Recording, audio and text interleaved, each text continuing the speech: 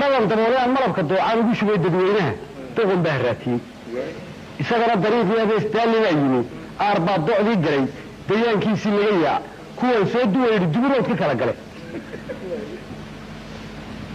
ninka duudayaal baa ugu dhow dadkeennii wuxuu dayrka ugu dhigay siduu dararta maandooga durduurta kelidii duul urursanayo midnimaanu dooni haddaan duugii wada jiro dadaalkaygii lagu helin dar alle abaalkii waxa dumay ku suure